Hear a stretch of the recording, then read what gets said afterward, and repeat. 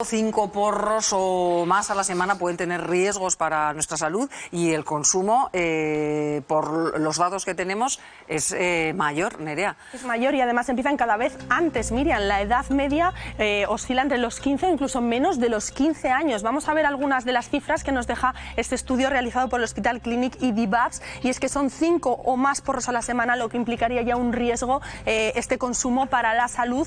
La edad media, como decimos, oscila entre los 15 años o incluso menores de 15 años, y atención a este dato, el 15% de la población española piensa que consumir cannabis no tiene un riesgo directo para la salud, pero es que además nuestro país, España, es el primer país en consumo de cannabis de toda la Unión Europea, junto con Luxemburgo y Portugal, o sea que son unas cifras alarmantes, Miriam. Gracias, Nerea. Hablamos con David Pérez, doctor de Psicología Social de la Universidad Autónoma de Barcelona y director de Episteme Social. Bienvenido, David. Buenos días, gracias por la invitación. España es el país de la Unión Europea en el que más se consume cannabis. Sí, España siempre está en el podio de los países del país que más consume en Europa, va subiendo, depende de cada año, pero siempre está entre los 3 primeros. La República Checa había estado primero, Luxemburgo, Portugal, antes cuando el Reino Unido formaba parte de la Unión Europea también estaba entre los 3 primeros y siempre estamos allí. Sí. Siempre España es puerta de entrada, es la puerta de cannabis de Europa, y por diferentes motivos pues, España siempre va a estar en el podio del país más consumidor de cannabis. Hombre, ciertamente hemos hablado de numerosas operaciones relacionadas con el tráfico de cannabis, en la que también se sitúa Aragón, tráfico de esta sustancia a otros países de Europa. Lo que desconocíamos es que el consumo era mayor en España que en otros países, y cada vez a edades más tempranas y cada vez un mayor consumo. Esto puede tener unos riesgos. Sí, sin duda. A ver, la edad de inicio de consumo siempre hace años que se mantiene estable, no va bajando. Todo lo contrario, cada vez el cannabis está menos presente en los adolescentes porque hay otros riesgos que les acechan, especialmente las pantallas. Y que no cabe duda que todo consumo de cannabis, como cualquier práctica de riesgo, puede implicar daños. Por tanto, el uso tiene que ser muy sensato y, obviamente, que a no uso no riesgo. Y, por tanto, reducimos a cero los daños. La percepción social no es negativa, podemos decir, en general, sobre el uso de cannabis, o sí, o la desconocen quienes lo consumen, David. Claro, la percepción social del cannabis se distribuye de una manera bastante heterogénea a lo largo de todas las capas sociales de la sociedad española, y no cabe duda que las personas consumidoras, que claro, el 15% dice que no tiene ningún riesgo, es que hay el 10% de la población, el 11% concretamente, que la consume habitualmente, y un 3,7%, casi un 4%, que la consume habitualmente. Y claro, y esas personas, digamos, como todo lo que hacemos los seres humanos, hay un sesgo autorreferencial. Yo consumo cannabis, no me hace ningún daño, por tanto el cannabis no tiene ningún daño para la salud. Claro, estos discursos, estas aseveraciones son peligrosas porque pueden ejercer influencia sobre otras personas y decir que el cannabis no tiene ningún tipo de riesgo, cuando esto no es así. El cannabis es una sustancia psicoactiva que, como cualquier otra sustancia, puede provocar diferentes daños. Todo depende de la frecuencia y la intensidad en que se utilice esta sustancia. No cabe duda que en los últimos años ha habido todo un proceso de banalización de las sustancias psicoactivas, especialmente del cannabis. Hay toda una influencia de la industria para generar esta imagen, esta representación social del cannabis es inocuo, que se vincula con procesos terapéuticos, porque hay el cannabis medicinal que ayuda a las personas, y claro, y todo esto puede ayudar a confundir a ciertas personas, sobre todo cuando uno tiene una imagen formada de que el cannabis no solo no es peligroso, sino que puede ser positivo para la salud. ¿Y cuáles son los hábitos? ¿Es más de relaciones sociales, unido al alcohol, o cuáles son el tipo de situaciones que más se da?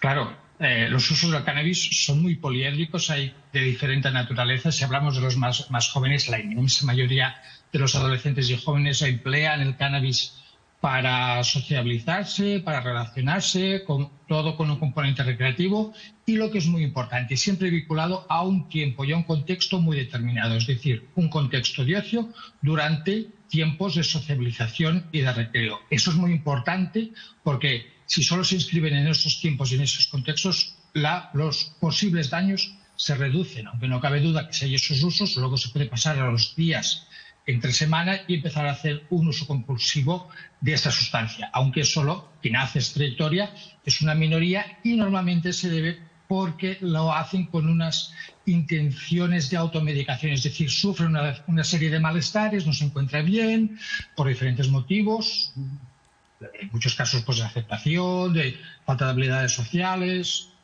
haber crecido en familias disfuncionales, por decirlo de alguna manera, y claro, y emplean el cannabis para mitigar esos malestares. Y claro, cuando empleas esa sustancia, que del griego droga y medicamento es la misma palabra, es del fármaco, todos son fármacos, pues claro, lo utilizan para encontrarse mejor y luego, como más se persiste en ese uso de cannabis, más posibilidades hay de desarrollar una adicción.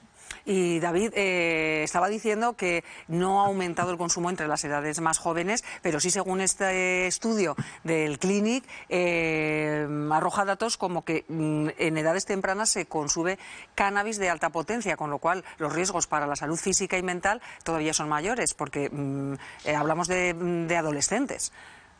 Sí, eso es todo un elemento que hay que seguir y debemos de estar muy atentos.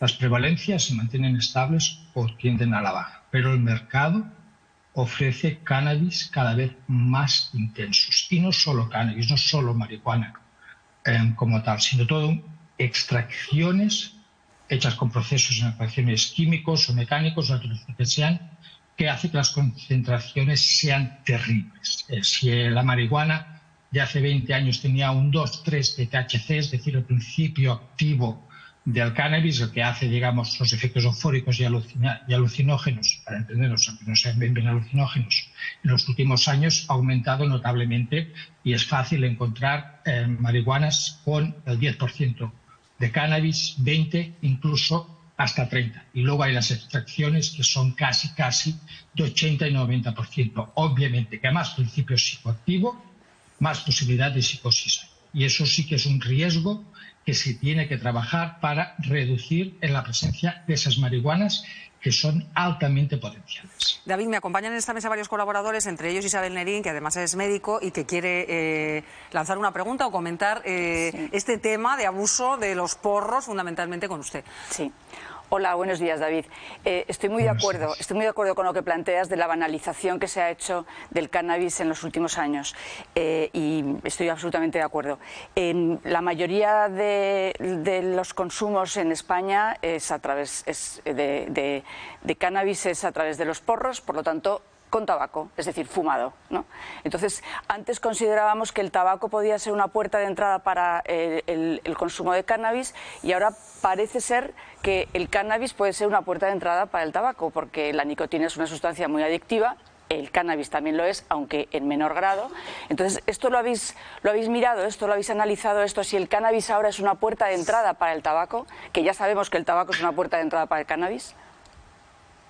En los últimos años se ha rompido, y la pregunta es muy pertinente porque hace 20 años, y bueno, la tendencia, digamos, a presentación históricamente había sido en nuestro país, era el porro liado con tabaco y hachís, y obviamente que en los últimos 10 años y en los últimos 5 aún es más terrible, la presencia floral, el cogollo como tal, de marihuana, ha desplazado notablemente el hachís en nuestro país. Y esto implica que cada vez algunos jóvenes estén quitando el tabaco de los porros. Pero algunos lo que están haciendo, y eso también hay toda una presión, porque es muy curioso que la percepción social del tabaco en algunos jóvenes es muy alta, hace que cada vez vaporicen más o para evitar los daños del tabaco, porque no quieren fumar tabaco, porque es muy adictivo, por el motivo que sean, hacen porros exclusivamente de marihuana. Y claro, es decir, que luego solo lo que llevaba un 10-20% del cigarrillo, del porro, era principio activo, ahora pues está subiendo a 50, 80 o en algunos casos al 100%. Es decir, que aumenta ese riesgo de los daños asociados al cannabis porque hay una mayor absorción de dosis y claro, y los daños en todas las drogas son dosis dependientes. Mayor dosis, la dosis hace el veneno que decía Paracelso y aplica actualmente. Como más ingieran, más consuman, más daños puede haber. Y luego, claro, en la industria, otra vez, de todo lo que son los vaporizadores, hay todo un mecanismo de captación, de influencia, menos dañino para los pulmones, más saludable, con gustos, y claro, todo desde la retórica de la sociedad de consumo que hace muy atractivo a los jóvenes, y luego muchos empiezan vaporizando solo cannabis o solo para hacer humo, y luego empieza con la nicotina y de allí pueden saltar a los cigarrillos clásicos. Pero la industria del tabaco tiene claro que el cigarrillo está en proceso de desaparición y de extinción, y por eso está poniendo al mercado otro tipo de productos, como en este caso serían los vaporizadores. Pues David Pérez, le agradecemos mucho que haya estado con nosotros hoy en Aquí y Ahora. Un saludo. Un saludo, gracias a ustedes.